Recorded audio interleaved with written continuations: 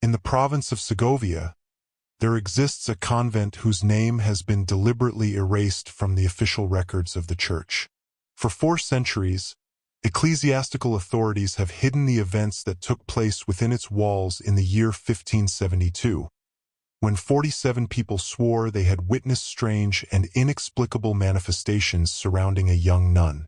Recently discovered documents from the original Inquisition trial, found in a secret archive in the Vatican, reveal that the deaths of 23 heads of cattle and 3 consecutive failed harvests triggered an investigation that culminated in one of the most enigmatic accusations of witchcraft in Spanish history.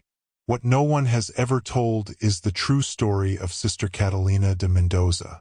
Until now.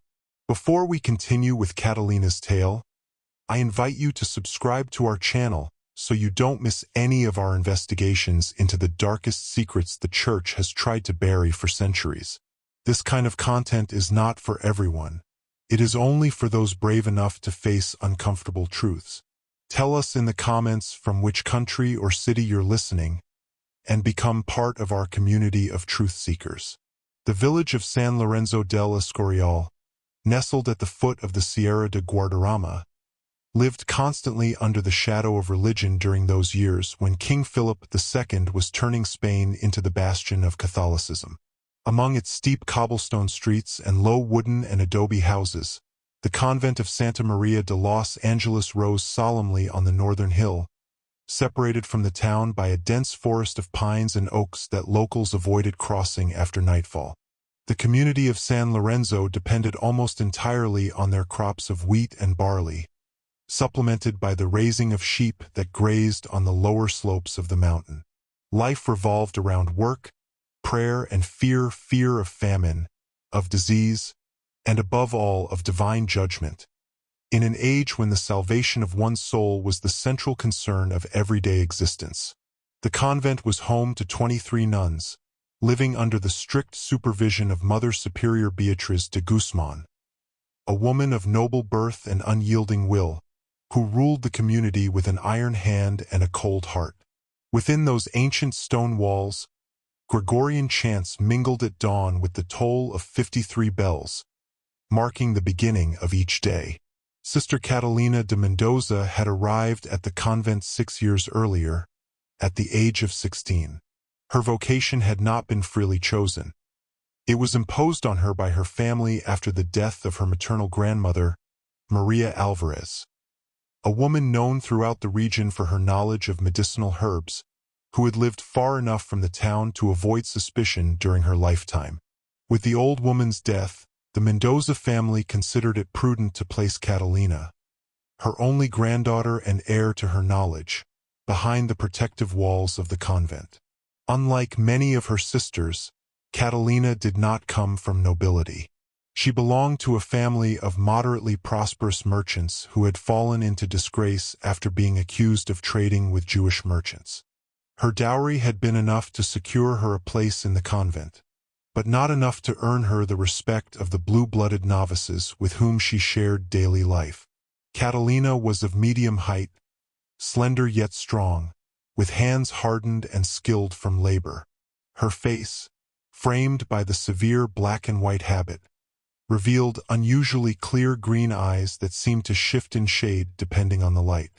It was a detail the other nuns never failed to notice, often whispering about it during the rare moments of conversation allowed throughout the day. While most of the sisters dedicated their work hours to sewing, candle-making, or copying manuscripts, Catalina had managed to obtain permission from the Mother Superior to tend the convent's small medicinal garden. There she cultivated with extraordinary success plants that rarely thrived in the harsh mountain climate. Lemon balm to calm the nerves, chamomile for stomach aches, rosemary for the fading memory of the elderly nuns, and even less familiar herbs whose names only she seemed to recall. In the town, Dr. Felipe Martinez enjoyed the trust and respect reserved for the few educated men of the community. Trained at the University of Salamanca, the 53-year-old physician treated mainly the wealthier families, leaving peasants and artisans at the mercy of occasional bloodlettings and traditional remedies. His methods, considered modern for the time, consisted primarily of violent purges, excessive bleeding, and foul-tasting brews that often weakened the patients more than they healed them. The relationship between the convent and the village was as old as the very stones of its walls. Families would send their unwanted or excess daughters behind the sacred enclosure, and in return they received blessings, prayers for their souls, and, in times of dire need, sometimes even food from the convent's storerooms. It was a symbiosis born of necessity, sustained by tradition, yet it would soon be shaken by events no one could have foreseen. It all began during the harsh winter of 1571, when a malignant fever spread through San Lorenzo, striking mainly the children. Overwhelmed by desperate requests for help, Dr. Martinez applied his usual methods, but with discouraging results. 7 children had already died when Isabel de Toledo, the mayor's wife, desperate after watching her 5-year-old son consumed by fever, turned to the convent to ask for the nuns' intercession. Mother Beatriz, aware of the importance of maintaining good relations with the local authorities, reluctantly allowed Sister Catalina to prepare a herbal infusion for little Fernando. Only herbs blessed with prayer, the superior specified, unaware that the young nun would secretly add a small, inconspicuous plant that her grandmother had taught her to recognize, one that grew hidden among the rocks of the stream, far from curious eyes. 3 days later, when young Fernando recovered while other children continued to die, Isabel de Toledo returned to the convent, not to request prayers this time, but specifically to ask for Sister Catalina's medicine. The news of the miraculous recovery spread like wildfire, and soon other desperate mothers were knocking at the convent's doors. At first, Mother Beatriz resisted, but under growing pressure and faced with what seemed like a miracle, she eventually relented, allowing Catalina to prepare her remedies for the sick, though always under the strict condition that they be seen only as a complement to prayer, never as a substitute for divine intervention. In the weeks that followed, 16 more children recovered thanks to Sister Catalina's infusions and poultices. What the young nun did not anticipate was that her success would inspire gratitude from some, but also suspicion from others. Dr. Martinez, his reputation and income now threatened, began to openly express doubts about the nature of these recoveries. "How is it possible," he murmured in the village tavern, "that a simple nun with no training can achieve what academic medicine cannot? Knowledge does not always come from God. Sometimes it comes from darker sources." The seed of doubt had been planted, but it might have remained mere gossip had it not been for the events of the following spring. April of 1572 brought unusually heavy rains that flooded the freshly sown fields. When the waters receded, a black fungus began to spread across the damp soil, ruining much of the harvest before the seeds had even sprouted. Facing the specter of famine, the villagers desperately sought someone to blame. It was then that the first truly disturbing incident occurred. One Tuesday morning, Pedro Sanchez, a local shepherd, found 7 of his finest sheep lying dead in a clearing in the forest. The animals were arranged in a circular pattern, their bodies untouched yet lifeless, as if they had all collapsed at the same moment. There were no signs of wolves, no wounds, no visible disease. "They were all facing the convent," Pedro insisted with a trembling voice. "All of them, with their eyes wide open, staring toward the infirmary window." The convent's infirmary was precisely where Sister Catalina prepared her remedies, and where, according to some whispering nuns, she sometimes remained late into the night while the rest of the community slept. 2 weeks later, Juan Mendez lost 4 cows under similar circumstances. The following week, Miguel Fernandez discovered 6 of his goats dead. Again, arranged in an unsettling geometric pattern that some of the more educated villagers compared to symbols they had once seen in old books of astronomy.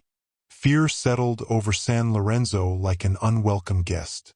More and more eyes turned toward the hill where the convent stood, and the admiration once felt for Sister Catalina slowly twisted into suspicion. It was in this climate of unease that Father Diego Ruiz de Montoya arrived in the village, sent by the bishopric to replace the elderly parish priest who had recently died after a long illness. Father Diego was 35 years old, strong in build, with a penetrating gaze. He had spent the last 5 years in Toledo, working closely with the Holy Office in identifying and prosecuting secret converts and other enemies of the faith. He carried with him not only an unshakable devotion but also the barely concealed ambition of a man who wished to climb higher in the ecclesiastical hierarchy. And in those times, nothing propelled a career faster than the discovery and elimination of a supposed threat to the true faith. It did not take long for Father Diego to hear the rumors about the healing nun and the mysterious livestock deaths. One late May evening, as the sun set behind the mountains and painted the sky blood red, a sight the more superstitious villagers took as an omen, the priest requested an audience with Mother Beatriz.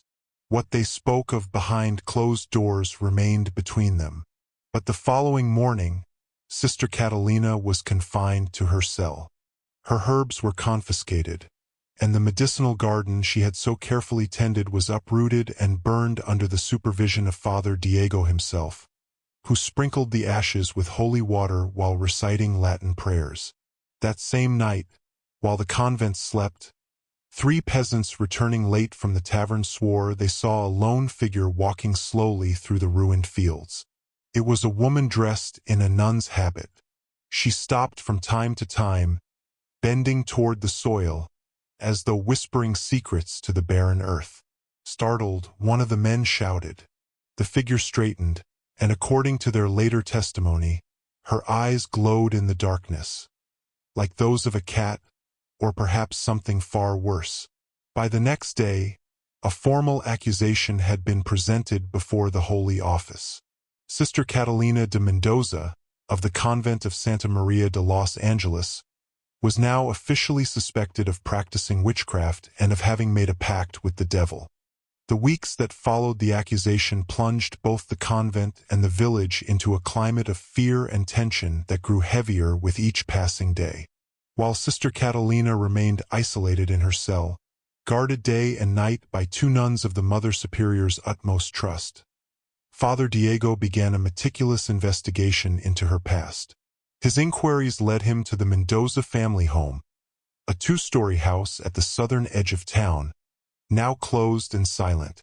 Catalina's father had died 2 years earlier, and her mother, afflicted with melancholy ever since, was living in seclusion at her brother's house in Segovia. With the authority of his office, Father Diego searched the property for evidence. In the attic, hidden beneath a few loose floorboards, he found a small chest containing unsettling objects. A worn leather notebook written in uneven script, several small cloth bags filled with dried herbs unfamiliar even to the village apothecary, and most disturbing of all, a polished metal mirror engraved on the back with strange symbols. The notebook proved to be the diary of Maria Alvarez, Catalina's grandmother, written in a mix of Old Castilian and fragments of a nearly forgotten local dialect. It recorded knowledge of medicinal plants, lunar phases, and the preparation of remedies. What in other hands might have been considered an innocent record of folk wisdom, in Father Diego's eyes became a grim book of forbidden knowledge. Several passages were singled out as particularly damning. On the night of San Juan, when the barrier between worlds grows thin, I gathered the dew of 7 different flowers. Applied to the eyelids, this liquid allows one to see what others cannot. The illness of little Rodrigo subsided after I arranged the river's black stones in the shape of the constellation of the swan around his bed. His mother swore to keep the secret. I dreamed of my mother last night, though she has been in the earth for 20 years. She warned me of signs in the heavens and told me to prepare Catalina for what is to come.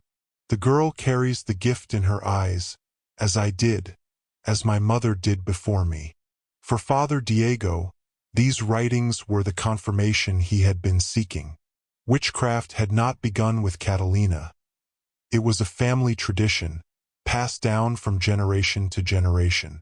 The fact that Maria Alvarez had avoided suspicion during her lifetime only proved, in his opinion, the cunning with which these women had concealed their diabolical practices.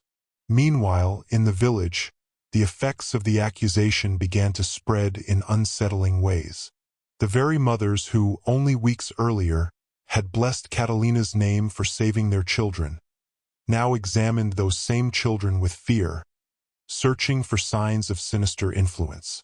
Little Fernando, the mayor's son and the first child cured, now suffered from recurring nightmares in which a woman whispered secrets to him as he slept.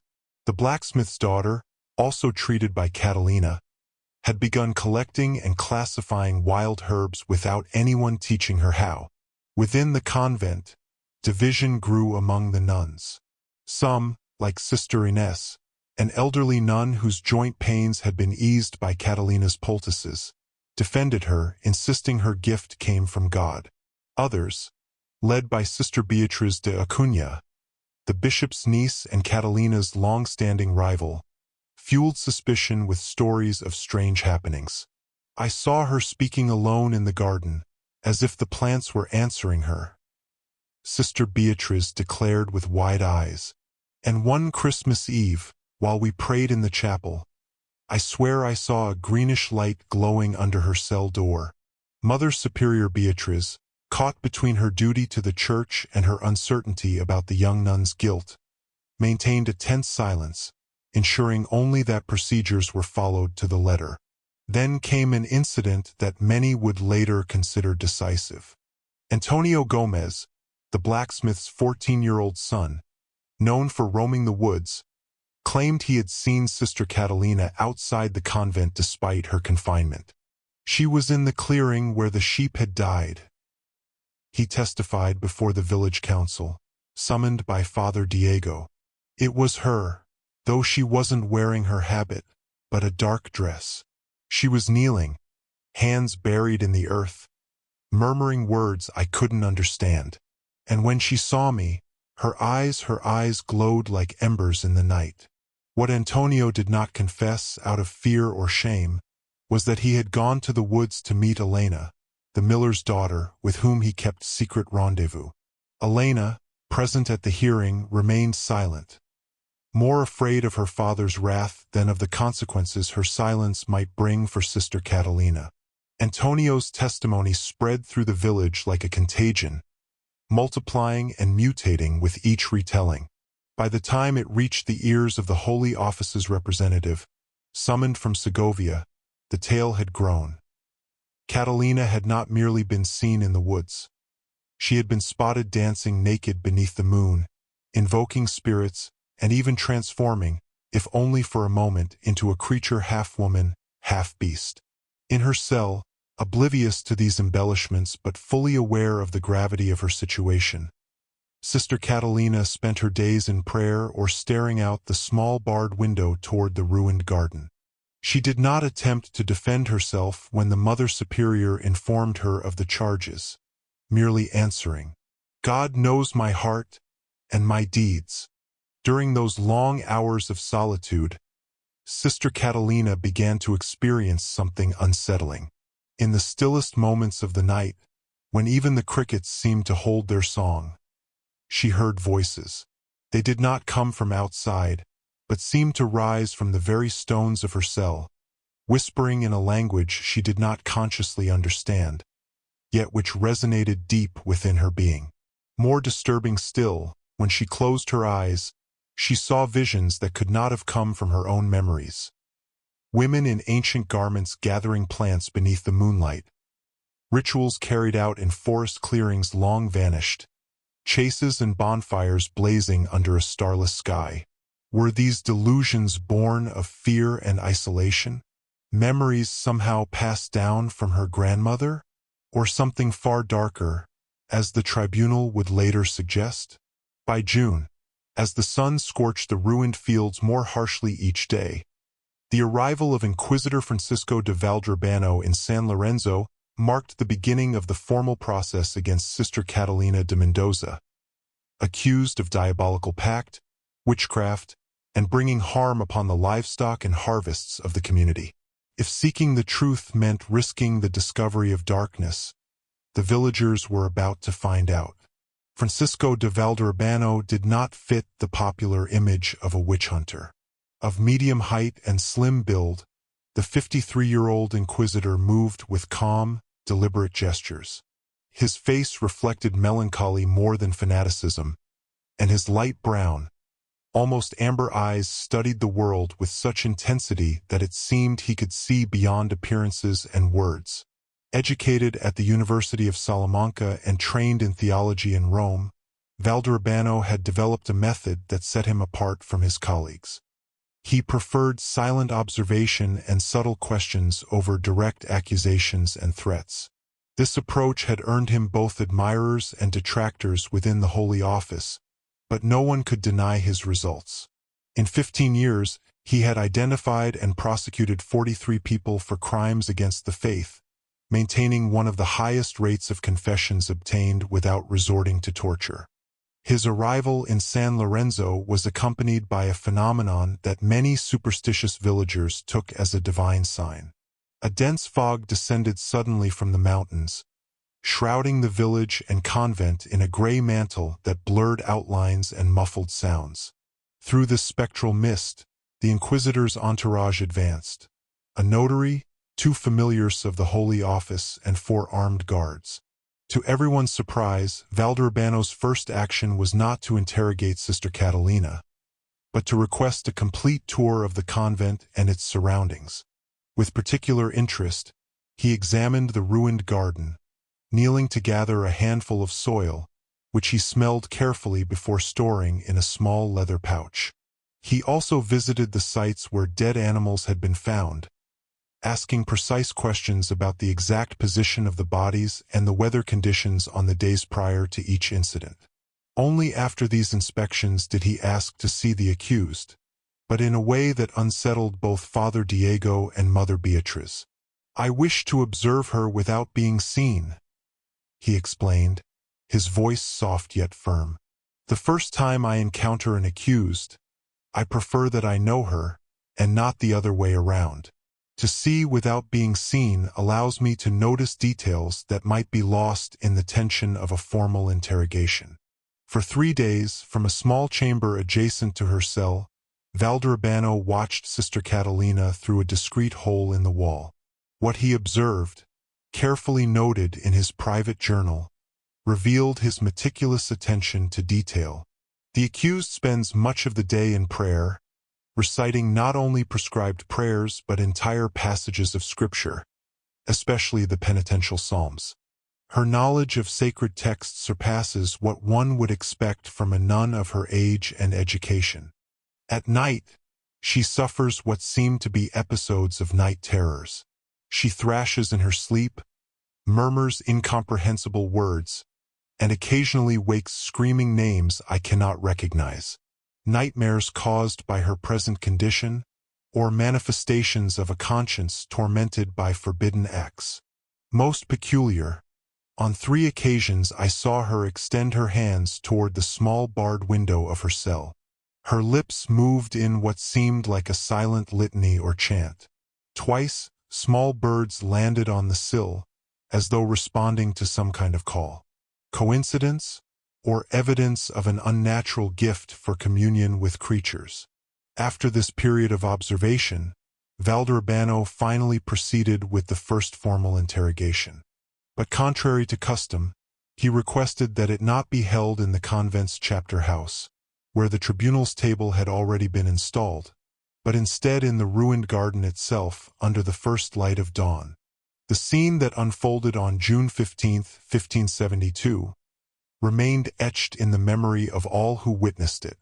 Sister Catalina, pale, visibly weakened by her confinement, yet carrying herself with an intact dignity that even her detractors had to acknowledge, was brought outside for the first time in weeks. The inquisitor awaited her, dressed with the sobriety typical of his office, though without the more intimidating symbols of his authority. He sat on a simple wooden bench placed beside the charred remains of what had once been her garden. "Sit, child," he said, gesturing to another bench set before him. There was no visible scribe, though it was later revealed that the notary had been hidden nearby, recording every word. For the next 2 hours, Valderbano conducted a conversation that many found disconcerting for its apparent triviality. He asked Catalina about the plants she had cultivated, their properties, her preparation methods. He requested that she identify the wild herbs growing along the ruined garden's edges and explain how she had learned to recognize them. Only toward the end of this first encounter did he address the accusations directly. "Do you know why you are here, Catalina?" "For doing good in ways some do not understand," she answered, not with arrogance, but with a sorrowful certainty. "And how do you explain that your good deeds coincide with the community's misfortunes?" "Coincidence is not causation, senor. The plagues and deaths of livestock have natural explanations, which men choose to twist into supernatural causes when fear clouds their judgment." "Do you then deny any knowledge or involvement in these events?" "I deny having caused any harm, but I cannot deny the knowledge I possess, for that would be a lie, and a liar is closer to the devil than one who speaks uncomfortable truths." This answer, recorded by the notary and later read aloud before the full tribunal, provoked mixed reactions. For Father Diego, it was a veiled confession of forbidden knowledge. For Valderbano, as he would note that very night in his private journal, it was proof of an uncommon intelligence and honesty. In the days that followed, new developments arose. The most significant came when Ana Martinez, an elderly woman who lived on the outskirts of town and rarely took part in communal affairs, voluntarily appeared before the tribunal to testify. With a trembling yet resolute voice, Ana recounted how 40 years earlier she had known Maria Alvarez, Catalina's grandmother, when both were young servants in the house of a merchant in Segovia. "Maria had the gift," the old woman declared. "She could sense storms before a single cloud appeared. She knew remedies that physicians did not. But above all, she could look into someone's eyes, see their pain, and know exactly how to relieve it." Was that gift divine or diabolical? Father Diego interrupted sharply. "A gift is what it is," Ana answered with simple wisdom. "It is the one who holds it who decides to use it for good or for evil. And Maria only ever used it to help." "And what of Catalina, the accused?" Valderbano asked. "The girl inherited her grandmother's gift. That much is clear to anyone with eyes. I have seen her heal those whom the doctors had given up on. I have seen her speak with plants and animals as if in conversation. But never, not once, have I seen her use that gift to cause harm." Anna's testimony added a new dimension to the case. On the one hand, it seemed to confirm that Catalina possessed extraordinary abilities that, by the standards of the time, could easily be classified as witchcraft. On the other, it raised the fundamental question of intent. Could a gift used only to heal truly be considered evil? This question began to haunt Valderbano in the days that followed. Meanwhile, in the village, unsettling incidents began to surface among the very children whom Sister Catalina had once healed. Fernando, the mayor's son and her first patient, now woke up screaming in the middle of the night, insisting he had dreamed of a woman with green eyes who walked between two worlds. Lucia, the carpenter's 7-year-old daughter, was caught drawing strange figures in charcoal, symbols eerily similar to those found engraved on Maria Alvarez's mirror. And Tomas, the baker's youngest son, began speaking about plants and their properties with a knowledge far beyond his years, baffling even the adults. These reports reached Father Diego, who immediately relayed them to the tribunal, insisting they proved that Sister Catalina had somehow influenced the children's minds, perhaps as part of a larger plan whose purpose was still unknown. The turning point came a week after the formal trial had begun, when one of the guards assigned to watch Catalina's cell at night reported a disturbing occurrence. Around midnight, while making his usual rounds, he claimed to have heard the accused speaking, though she was alone. Peering through the small opening in the cell door, he saw her seated on the floor in prayer.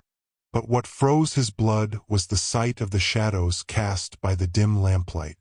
They seemed to move independently of her, like there was someone else inside the cell, someone visible only through shadow. The guard, a veteran of the wars against the Turks who had seen horrors on the battlefield, admitted he had felt a fear so profound that he nearly abandoned his post. It was not a natural fear, he declared, but something that grips you from within, whispering that there are things man is not meant to witness. His testimony caused shock both within the tribunal and throughout the town, where the story spread quickly, feeding new rumors about the nun's supposed powers. For many, it became the final proof of her pact with dark forces. Valderbano, however, reacted with calculated skepticism. He immediately ordered that Catalina's cell be searched that very night, without warning. The inspection, conducted in the presence of the Mother Superior and the notary, revealed no suspicious objects, no evidence of hidden rituals. Yet when they examined the walls, they discovered something unexpected. Faint drawings, barely visible to the naked eye, made with a reddish pigment. Held closer to the lamplight, they revealed precise sketches of plants. So detailed were they that the village apothecary, summoned to examine them, was able to identify several medicinal species. "How do you explain these drawings?" Valderbano asked Catalina, who had remained silent throughout the search. "I made them with the juice of berries I found in my food," she answered calmly. "Drawing the plants helps me remember them, and pray for those who might benefit from their healing properties." "And why make them in secret on the walls?" "There is no secret, senor. I would have done it openly if I had been given paper and ink. The walls were the only canvas available." Her response, logical yet quietly defiant, momentarily left the tribunal speechless. But then something alarming occurred. One of the guards, attempting to wipe away the drawings with a damp cloth, suddenly suffered a violent reaction. His skin reddened, blistering instantly, as though he had touched a powerful irritant. Panic spread through the chamber. Catalina, instead of taking advantage of the confusion, calmly approached the guard and asked permission to examine his hands. After a brief hesitation, Valderbano allowed it, watching her intently. "It is a reaction to nettle sap I mixed with the berries," the young nun explained while inspecting the burns. "It should not cause permanent harm, but it must be treated." Turning to the Mother Superior, she added, "In the kitchen there is lard. If you mix it with fine ash and apply it to the blisters, the pain will lessen and the skin will heal within days." This incident provoked conflicting reactions. Some claimed it was proof that Catalina had been concocting poisons in her cell. Others, including, surprisingly, the injured guard himself, saw it as evidence of her knowledge and willingness to help, even those tasked with keeping her captive. Inquisitor Valderbano, writing later in his journal, noted, "The incident of the pigment reveals both the cunning and the compassion of the accused. Are such qualities compatible with the nature of a witch, as described in our manuals? Or are we facing a case that defies established categories?" The investigation took a new turn when Inquisitor Valderbano ordered the exhumation of Maria Alvarez, Catalina's grandmother, who had died 3 years earlier.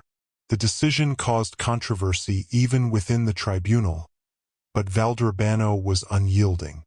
He cited precedents in which evidence of diabolical pacts had been found buried with the deceased and passed down through generations.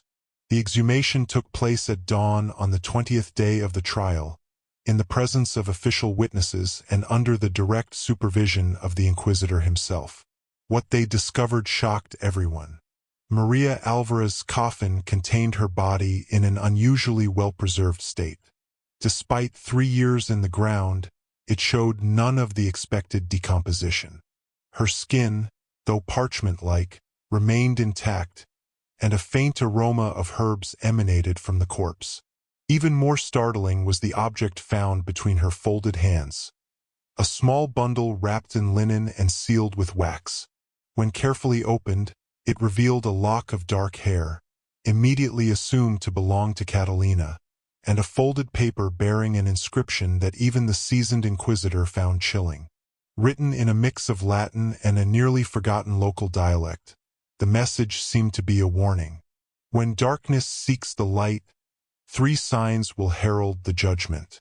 The cattle shall fall, the earth shall wither, and the innocent shall speak with ancient voices.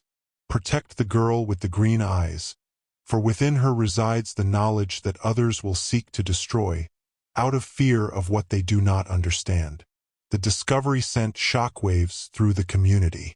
For many, it was the final proof that Maria Alvarez had been a witch who passed her craft to her granddaughter, and had even foretold the very events now tormenting San Lorenzo. For Valderbano, however, the find raised more questions than answers.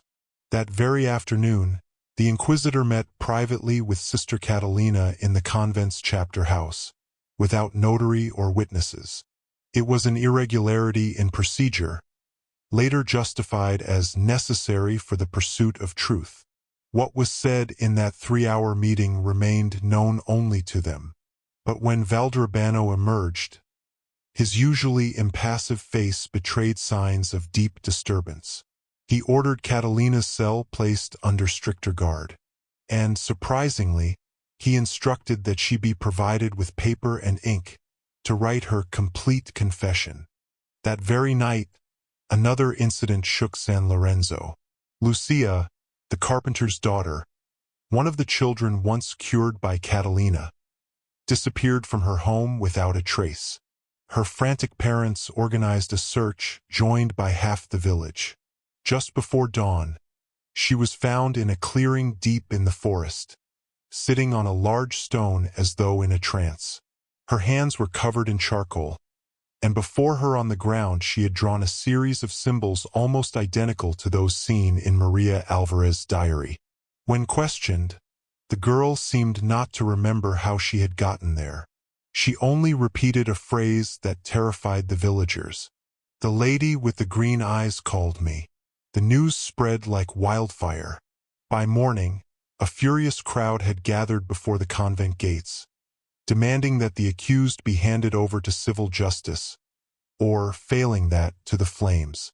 Mother Superior Beatriz, pale and shaken, managed to keep the gates shut, while Father Diego fanned the crowd's anger with fiery words about purging the devil's seed.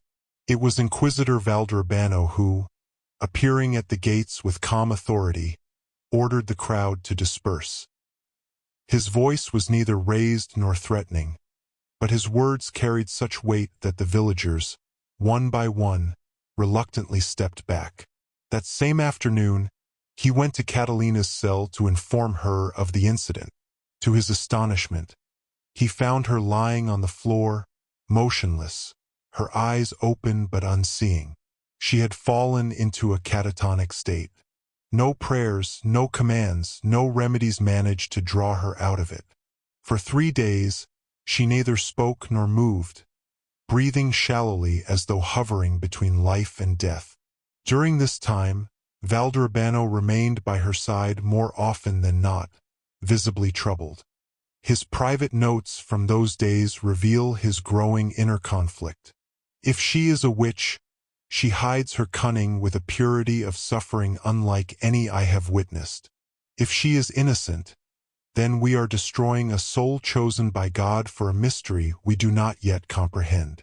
On the 4th dawn, without warning, Catalina suddenly returned to herself. She sat up in bed, looked at the inquisitor with eyes more luminous than ever, and said in a clear, calm voice, "They will not forgive me, but you must write what you have seen. Not for me, for those who will come after." Stunned, Valderbano asked what she meant. But Catalina merely closed her eyes again, refusing to answer further. From that day on, the Inquisitor seemed a changed man. He attended the tribunal sessions, but his interventions became fewer, his silences longer, his gaze more distant. The trial of Sister Catalina de Mendoza reached its climax in late July of 1572. For weeks, testimonies had accumulated, some accusing her of witchcraft, others defending her as a healer and servant of God. The community itself was divided. Gratitude and fear, admiration and suspicion battled in equal measure. On the day of the verdict, the convent's chapter house was filled to overflowing. The tribunal, presided over by Inquisitor Valderabano, listened as Father Diego presented his final plea for condemnation. "She has bewitched the children," he thundered. "She has cursed the fields, and the livestock have fallen before her invisible hand. She carries in her blood the legacy of her grandmother's darkness. To spare her is to risk the damnation of us all." When it was Catalina's turn to speak, she did not attempt to defend herself with arguments. She simply raised her head and said, "I have done no harm. I sought only to heal with the gifts God gave me. If that is a crime, then I accept your judgment." The silence that followed was suffocating. Then Valderabano rose to deliver the verdict. His words would be remembered by generations, though never officially recorded in the archives of the Holy Office. After considering the evidence, he declared, "This tribunal finds insufficient proof of pact with the devil. The accused shall not be condemned to death by fire. However, for the peace of the community, and in recognition of the danger her presence has caused, she shall remain confined within this convent under perpetual penance. She will not leave these walls until her final breath." A wave of murmurs ran through the hall. Some cried out in anger, demanding fire. Others wept in relief. Catalina bowed her head without protest. But what happened afterward gave rise to one of the greatest mysteries of the case. That very night, as two guards escorted her back to her cell, they swore that Catalina suddenly stopped in the cloister, lifted her face toward the sky, and whispered words they could not understand. At that instant, a violent gust of wind swept through the convent, extinguishing every lamp and candle. When the torches were relit, Catalina was gone. The guards insisted they had not felt her move past them, nor seen her run. It was as if she had dissolved into the air itself. A frantic search followed throughout the convent, the forest, and even the village, but no trace of her was ever found. The official version recorded by the Holy Office stated that Sister Catalina died in confinement and was buried in an unmarked grave within the convent grounds. Yet no such grave was ever identified. For centuries, whispers persisted among the villagers. Some claimed to have seen, on certain nights, a figure in a nun's habit wandering the ruins of the old garden. Others swore that the children cured by Catalina, and their descendants, retained a strange sensitivity to herbs and visions. As for Inquisitor Valderabano, he left San Lorenzo shortly afterward, never again to preside over a witchcraft trial. In his private journal, later discovered in the Vatican archives, one final note appeared, written in a hand more trembling than usual. "I did not condemn her, yet I did not save her. I still ask myself whether she was a servant of heaven, or simply a soul ahead of her time.